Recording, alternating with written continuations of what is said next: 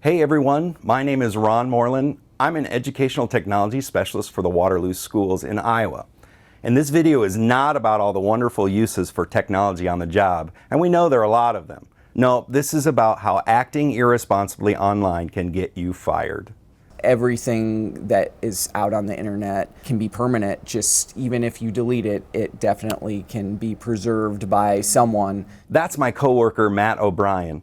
He oversees technology for the Waterloo Schools and wants to remind us anything we share online can and will be used against us. Just take those 2 extra seconds before you post to save yourself a lot of trouble down the road. Students visited this Pennsylvania student teacher's social media page where her drunken pirate picture, as she called it, could be found. She was denied a teaching license because she couldn't complete her student teaching assignment. As a result, she sued but lost the case. But wait a minute, I thought we had the First Amendment right to post anything we want on social networking sites, including personal photos and opinions, as long as we're using our own time and resources, right?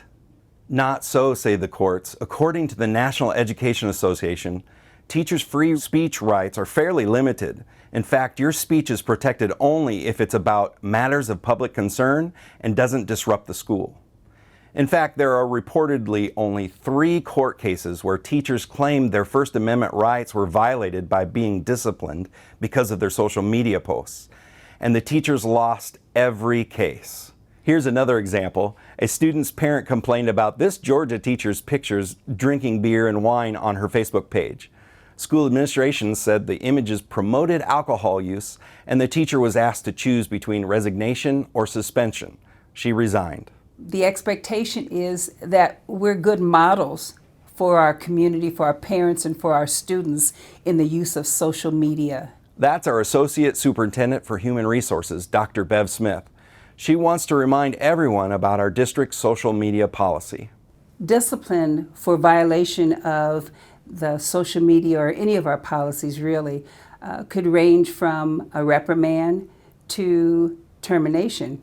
You can easily access our social media policy, policy number 418, by going to our website, waterlooschools.org, and searching social media policy on the homepage.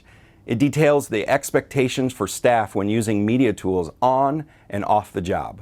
That policy says that really we don't recommend that staff members friend or link in with students on their private accounts. We live in a fishbowl.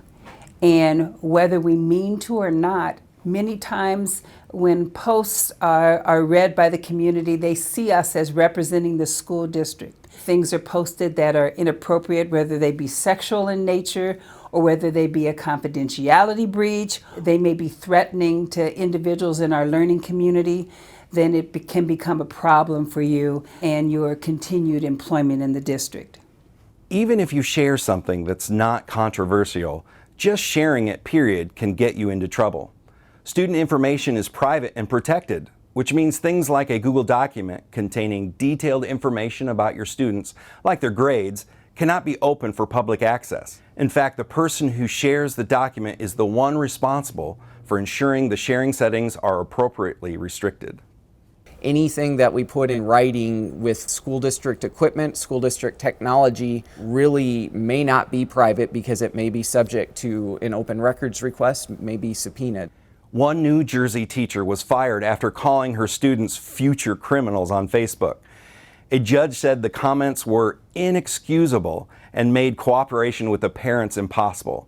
A state appeals court upheld the firing. There have been concerns expressed by parents and community members when they see posts from educators. This Colorado teacher tweeted she was high while grading papers, in addition to sharing this photo. She was fired.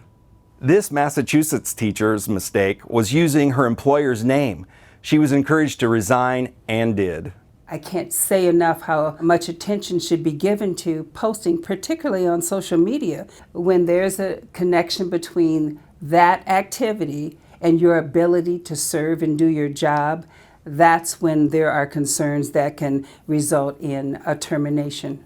Social media is a great tool that can be used to better engage students, but you really need to separate your personal life from your professional one. And remember to pause before you post.